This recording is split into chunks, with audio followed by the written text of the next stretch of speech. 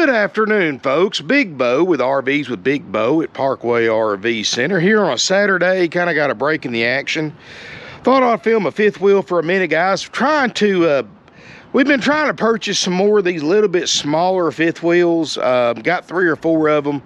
Normally these are a little bit harder to find, the mid-profile and the lower profile fifth wheels.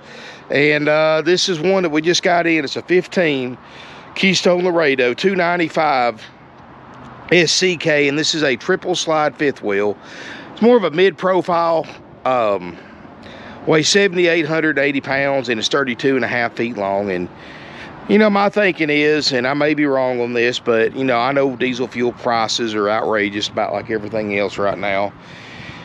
And this is something that you can tow, and you know, it is something that's going to take a lot less fuel to tow than, say, a 42-foot Montana or a Cardinal, or you know, something that weighs 14,000 pounds and you know, 10 foot longer with more slide out. So that's kind of the way I'm looking at it, and I may be wrong. It's still got plenty of room. It's very comfortable fifth wheel. This could be a great one for recreational use. It's a great one for permanent. It does have the Glacier package R28 installation, so this could be a year-round use fifth wheel. But it is a 15 Keystone Laredo.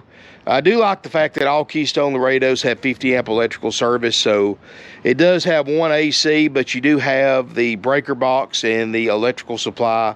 If you ever wanted to add a second AC, and even if you didn't add a second AC, you can really run a lot more appliances at one time without overloading your electrical system. So you can run your coffee maker, a toaster, AC on high. You could run a hair dryer, all without flipping a breaker. So something, you know, that's kind of hard to do with 30 amp. You can do it with this one because it's 50 amp. Let's look around it, guys. 32.5 feet long. Outside looks really good. Does have a 6-gallon DSI water heater. Does have a power awning with LED light strips, outside speakers. 3 slides. 1 on this side, 2 on the other. Does have the step above more right. I'm not going to try to squeeze through there. But you do have double axle alloy wheels. I do have it hooked into 50 amp power, so I do have the AC running. So it is cool. Refrigerator, freezer's getting cold. And it's a lot of fifth wheel for $27,900, guys. Under 8,000 pounds. Pretty nice. See on this sides, yep. Of course, you got the power landing legs, of course. A little bit outside storage. You know, these smaller ones aren't going to have a ton like the bigger fifth wheels, but it's going to have all you need. And still have a decent amount of inside storage.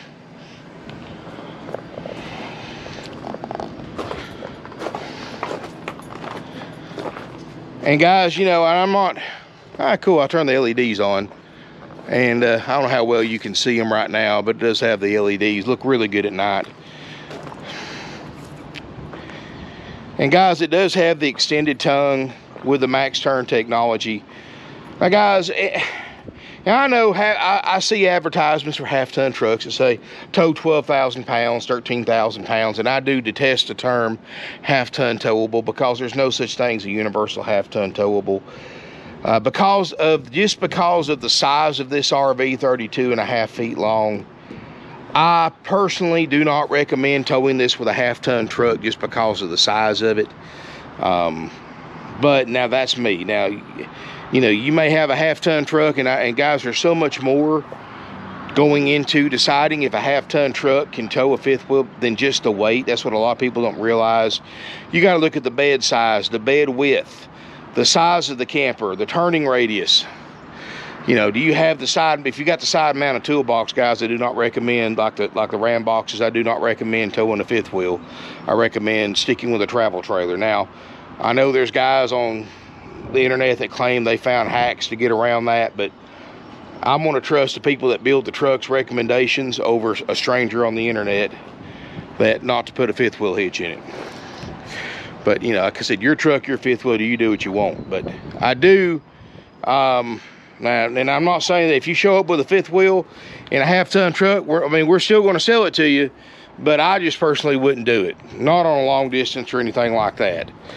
Just because of the size of it, 32.5 feet. That's on a high fifth wheel like this, because it does sit up quite a bit higher than a travel trailer. That's going to be a load on a half-ton. And it's not the weight, it's just the aerodynamics of it, the wind and things like that. So again, guys, you be your own judge. If you don't know what your truck can tow, I do have a tow guide in the video description below. You can look it up, and then you can also look up every towable camper I have that weight-wise your vehicle can tow. But again, get a hold of one of my guys, do some measuring, measure your rear axle to the back of your tailgate. So you make sure, there's no sense in putting a fifth wheel in your truck and every time you make a decent turn, you're crunching your cab. That's not going to accomplish anything but damage your truck and your camper. So, there's a lot more to consider than just the weight. The longer the bed in your pickup truck, the better, obviously, if you're going to tow. And of course, the shorter the bed, the more expensive the more money you're going to spend on a hitch. Let's just say that. But as you can see, guys, very clean. I did close some of these blinds because it's still hot as blazes outside, but I was trying to cool it off in here a little bit, give the air a little help. It does have 15,000 BTU ducted roof air, but when you come out in a camper in the middle of the day, even if this thing had 2 ACs, to expect it to cool this thing off in any reasonable amount of time, that's not going to happen. That's why I normally don't even go RVing this time of year. Now, if you left it on overnight or the day before, yeah, it would be all right. But you're not going to have one cool it off in the very middle of the heat of the day, and even after a couple hours. It's going to make a big difference, yeah, but is it going to get it down to like 70 degrees? No, you're going to have to wait and do that overnight. That's just a fact, guys. Now, you let it sit overnight and you keep it shut down during the day. You got your awning out to get a little shade. Yeah, you can probably maintain low 70s during the day, in the heat of the day. But not starting out, going inside one is 100+ degrees inside of it. And then expecting it to drop down 25, 30 degrees while it's still 100 degrees outside. That's not going to happen. You're going to have to let it sit overnight with the ACs on high.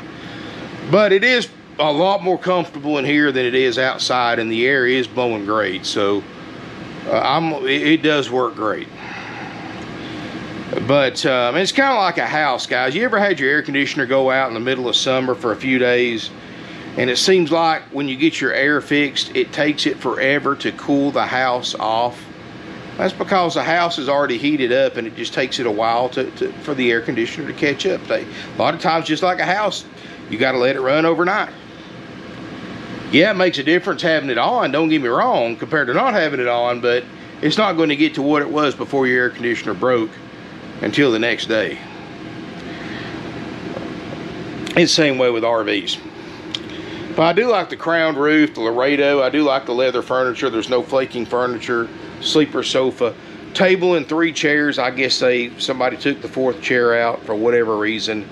It is an 8-year-old camper. You do have a nice TV and a fireplace, which you can set for the effect like I do now, but it also doubles as an auxiliary electric heater, which will actually, in the wintertime, will heat this whole living room and kitchen area without using your furnace.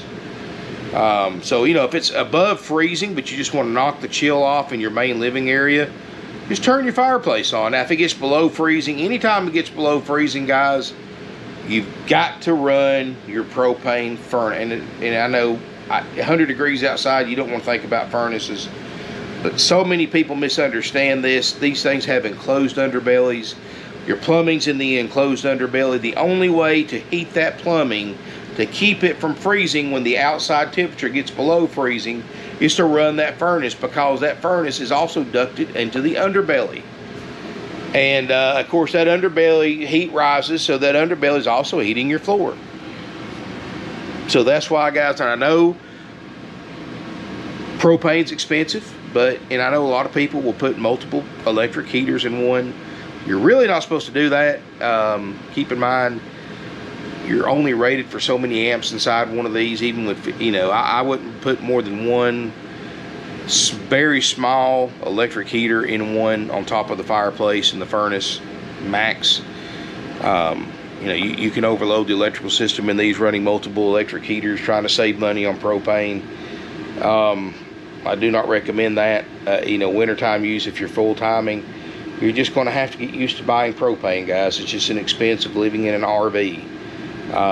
Yeah, you might get away running electric heaters for a while, but you'd be surprised how many fires every year are caused by overloaded electrical systems from people living in RVs running multiple electric heaters. You'd be surprised. But you know what, guys? It's just expensive living in an RV. And but I'm gonna tell you from experience, guys, propane heat is going to heat an RV better than anything else you can heat it with. But 15,000 BTU is doing a actually good job, because I've had it on maybe an hour and a half, and it's actually fairly cool in here. I mean, it's probably dropped it 15 degrees, so it was probably 100 in here if I had to guess. I'd say it's in the mid 80s, which is pretty nice compared to outside. And what it was when I first walked in here, because you know, I didn't turn everything on till lunchtime. So now if I'd come in here first thing this morning when it was still kind of cool in here from last night, yeah, it would be a lot cooler, but I didn't plan that far ahead. I do have the freezer starting to get cold. It's been on long enough that I can feel it getting cold in the back. Refrigerator, probably just a few hours behind it. You always want to give these refrigerators about 8 hours, especially when it's hotter out. When it's hotter outside, it takes the refrigerators longer to get to operating temp. So if it, you know, in the wintertime, this refrigerator will probably get to operating temp in about 6 hours. This time of year, when it's 100 degrees outside, figure about 8 hours, or maybe even a little bit longer.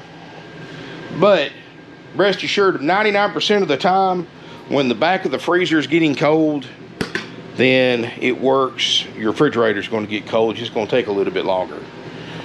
A lot of people don't understand that, and I got an argument with a guy not that long ago. He claimed he'd been around RVs for 20-something years, and he said I was full of it when I said that the refrigerator and the freezer doesn't cool off at the same time, a gas absorption refrigerator.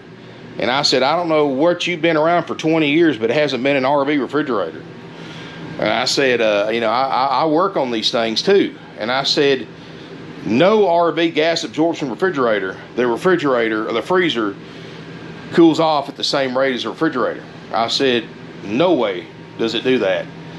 And he kept arguing me. And come to find out, his RV experience is he bought a new fifth wheel back in the mid-90s and put it on a lake lot, and it's been plugged up there since the mid-90s, has never been moved off the spot, plugged into power. And he's got the same refrigerator that was in it since day one. So how's he going to know? He's had it plugged up on for 20-something years. That's his RV experience. So, you know, and of course, he didn't believe me, but the one he bought, because the freezer was getting cold, but the refrigerator wasn't, so he thought it didn't work. 6 hours, 8 hours later, refrigerator was ice cold. He believed me then. And especially after he called a couple other places and they told him the same thing. So, you know, sometimes you just got to stick to your guns. And TV looks good. Gas, electric, water heater, light switches. We're going to step up toward the front. AC controls right here in the hallway. Bathroom.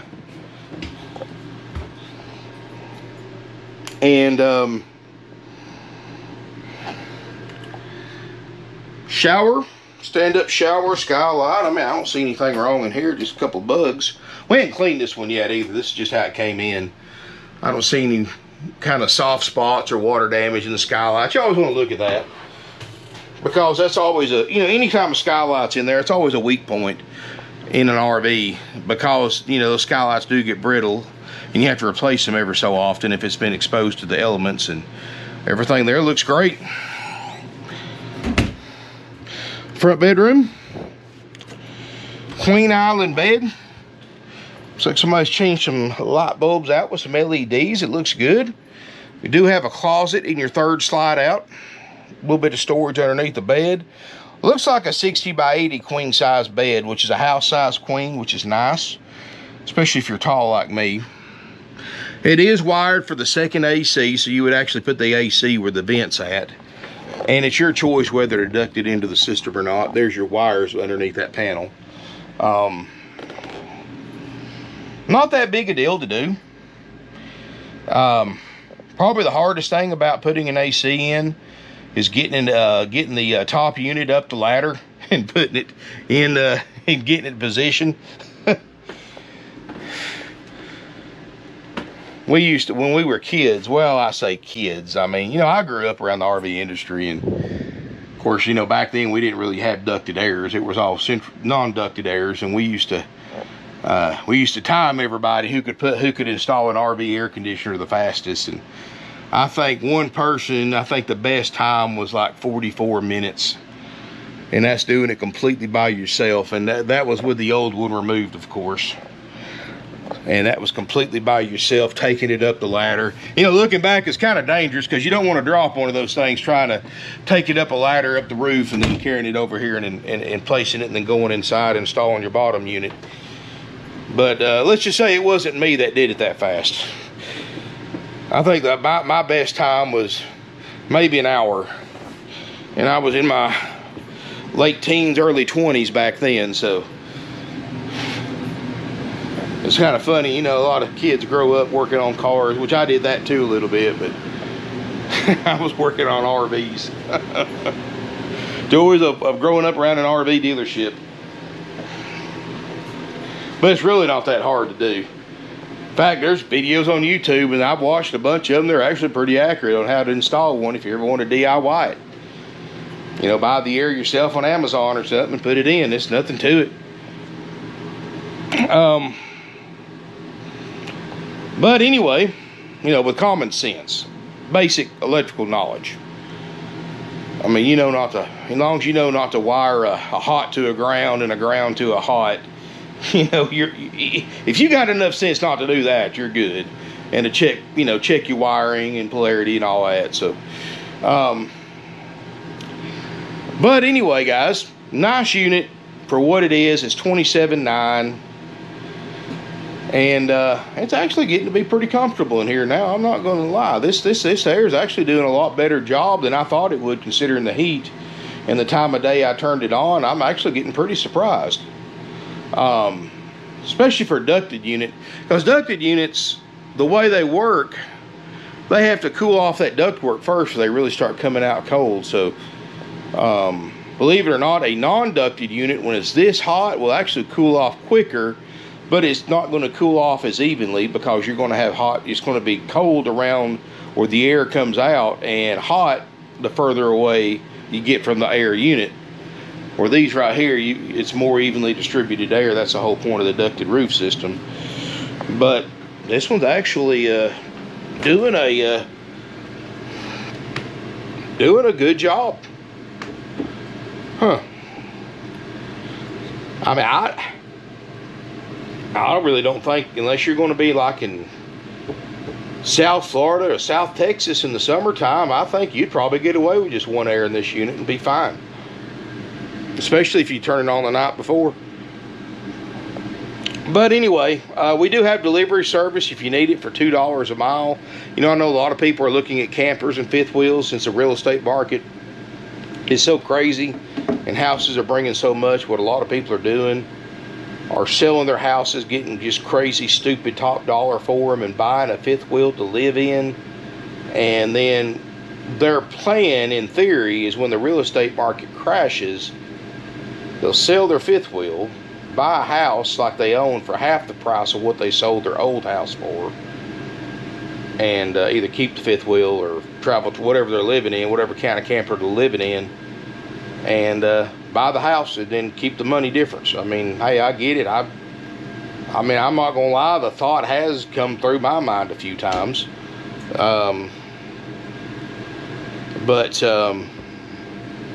And I mean, I have lived in a fifth wheel before when I built my old house, but because I could make a mint, and but at the same time, then there's no guarantee that this crash is going to happen anytime soon. And you know, I love my fifth wheel, guys. I mean, I love my motor home, but I can't imagine. I'm around these things, you know, 5-6 days a week. I really don't.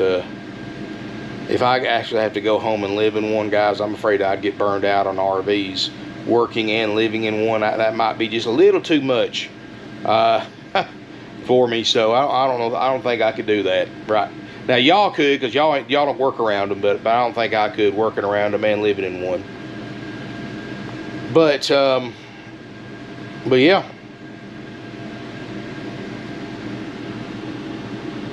This is a nice unit, and that's actually not a bad way to think about it. Or just buy it to use recreationally. You know, something like this 3/4 ton truck should be able to tow this with no problem.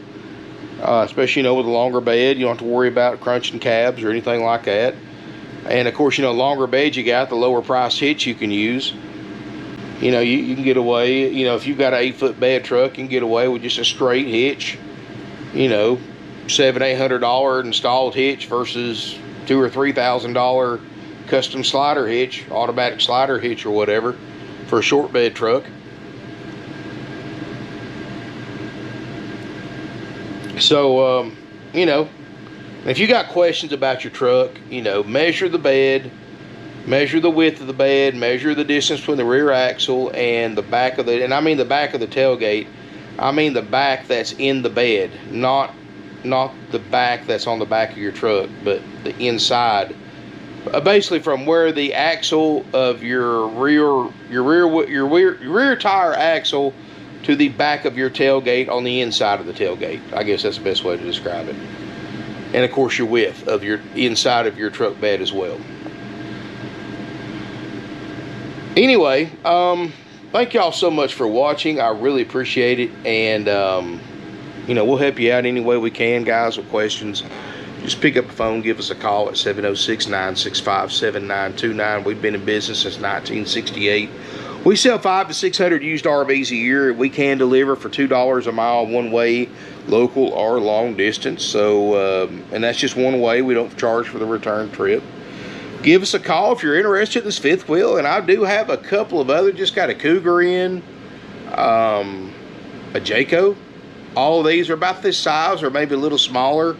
And I've got plenty of big ones too. If you want the great big Montanas or the Cardinals, the Alpines used, I've got them, guys. If you want the, you know, the front lounges and I think I got a rear kitchen. I got several of them out here, guys. Bunch of them. Go to my website. I'll put a link in the video description below, but it's parkwayrvcenter.com if you just want to type it in. And I'll put the link below to my tow guide. And we'll answer your questions about your truck. Just give us a call. But you will need to look up the tow guide. Make sure at least the poundage is right as far as what you can tow. And thanks again for watching. I really appreciate it, guys. Smash me a thumbs up. Have a good rest of your weekend. Really appreciate it, guys. And I will see y'all. Happy Father's Day as well to my dad. And, well, my grandfathers who are no longer with us. And happy Father's Day to all of y'all. And thanks again. And look forward to seeing you here in beautiful Ringgold, Georgia. Hey guys, just real quick, I forgot to mention what we go over for that $27,900 price. I know most of y'all know we do what we call basic checkout. This keeps our prices down, where we can sell campers like this for $27,900 instead of $32,900 or $34,900. And what we do is we inspect all the major systems, which include the refrigerator and freezer. Make sure they get to operating temperature. We check all 3 slide outs, make sure they function correctly. We check the air conditioner, make sure it gets to operating temperature. We check the water system, make sure there's no plumbing leaks, including the water heater. We check that, check the water pump, make sure it pressurizes the right pressure, and check your faucets, spigots, toilets, stuff like that. and everything else is sold as is. So you know, we leave any kind of mini Mickey Mouse repairs to you. Like I noticed one of the light bulbs was burnt out in the light above the sleeper sofa over there. You'll have to replace that. You know, we don't waste time with little stuff like that, because that's more trouble than it's worth for my guys to fix. You know, getting the right bulb for it, putting it in. They just go in, check the major stuff, and leave the little stuff to you. And this allows us to get it done quicker and keep our prices down and get away with a lesser employees, since good techs are so hard to find and the ones you find are so expensive. You know, if I hired the amount of techs I need to do a full inspection, my prices would probably go up on average $3,000 to $5,000 a unit to cover everything that we would, with the parts prices and the labor prices, to cover everything we'd have to check out, do a full inspection. So guys, I leave the little stuff to you, so I highly recommend coming down, doing your own inspection before deciding to buy it or not buy it, or hire a third-party inspection service, a few $100s, and go over it. They can tell you what's good on it, what's not, if there's anything, and they'll even check the batteries in your smoke alarms and your batteries in your remote controls, and so that detailed, and you can make a decision on buying it or not buying. Now, we can't fix anything that they find except the things that we cover. Again, the slide outs, refrigerator, air conditioner, water systems, steps too, of course, but that and the landing legs, that's kind of a gimme. But everything else sold as is, guys. So if it works, it works. If it doesn't, it doesn't. And that's why you need to come down, look at it, do your own inspection, or hire a third-party inspection service. So if you got any questions about that, give us a call, and one of my salespeople can answer your questions about it, further clarify it. But I just want to let you be aware of that, so you're not, you know, coming in here thinking, no dealer warranties anything on a used RV, guys. No dealer, most dealers sell used RVs completely 100% as is and check absolutely nothing on it. They just pretty much hook and book. At least we check the major stuff and still able to keep our prices some of the lowest, if not the lowest, on the internet for the year, make, and model, guys. And guys, I get customers all over the country come here to buy because of our prices. So we're obviously doing something right. I mean, we sold over 20 RVs this week alone. So you know, well, guys, I mean, proof's in the pudding. You can look at our sales numbers, 500 to 600 RVs a year all over the country because of our prices. And we don't have fees, we don't have upsells, we don't make money on, we don't mark interest rates up on financing like everybody else does. So we can save you a ton of money. But thanks for watching again. Sorry to add this, but I forgot to mention that in the video. Thanks again. Look forward to seeing you here in beautiful Ringgold, Georgia.